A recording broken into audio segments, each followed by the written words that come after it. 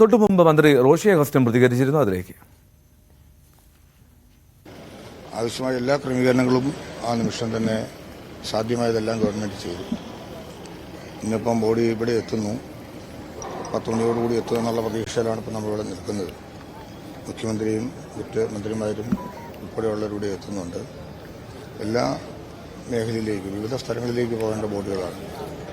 അതെല്ലാം ഇവിടുന്ന് കൃത്യമായി പോകുന്നതിനുള്ള ക്രമീകരണവും ഓരോ സ്ഥലത്തേക്കും പോലീസ് പൈലറ്റ് ഉൾപ്പെടെ എല്ലാം സജ്ജമാക്കിയിട്ടുണ്ട്.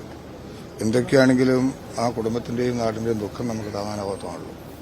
വലിയ വിഷമകരമായ ഒരു സാഹചര്യം, അതുമാത്രമേ ഇപ്പം നമുക്ക് പറയാനായിട്ട് കഴിയുള്ളൂ. അതായത് ഓരോ 23 പേരുടെ മൃതദേഹങ്ങൾ ഈ ആംബുലൻസിൽ അയക്കുക മാത്രമല്ല, അതോടൊപ്പം നമ്മുടെ ഉദ്യോഗസ്ഥർ കൂടി അവർക്ക് ആ മൃതദേഹങ്ങൾക്കൊപ്പം യാത്ര ചെയ്ത് അവരുടെ വീടുകളിലേക്ക് പോകുമെന്ന് മാത്രമല്ല, അതിന് ഓരോന്നിനും പൈലറ്റ് അറേഞ്ച് ചെയ്തിട്ടുണ്ട്.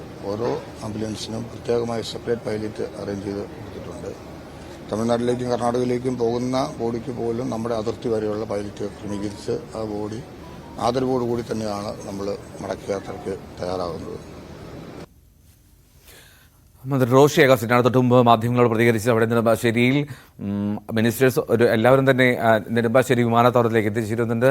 ആദ്യം റവന്യൂ മന്ത്രി കെ രാജൻ അവിടെ എത്തി ഒരുക്കങ്ങളൊക്കെ വിലയിരുത്തിയിരുന്നു. അതിന്റെ വിശദാംശങ്ങൾ അദ്ദേഹം പങ്കുവയ്ക്കുകയും ചെയ്തിരുന്നു. ഇപ്പോൾ റോഷി അഗസ്റ്റിനായിരുന്നു ഏറ്റവും ഒടുവിൽ പൂർണ്ണ ആദരവോടുകൂടിയാണ് എല്ലാ മൃതദേഹങ്ങൾക്കും യാത്രയയപ്പ് നൽകുക എന്ന് അദ്ദേഹം വ്യക്തമാക്കി. അത് തമിഴ്നാട്ടിലേക്കുള്ള മൃതദേഹങ്ങൾ, ഒരു മൃതദേഹമുണ്ട്, ഒപ്പം 7 മൃതദേഹങ്ങൾ, ഒപ്പം കർണാടകയിലേക്ക് 1. ഇതെല്ലാം അതിർത്തി വരെയും പോലീസിന്റെ പൈലറ്റ് വാഹനം ഉണ്ടാകും ആംബുലൻസിന് മുന്നിൽ എന്നും മന്ത്രി വ്യക്തമാക്കുന്നു. ഞാൻ പത്തനംതിട്ടയിലേക്ക് പോവുകയാണ്.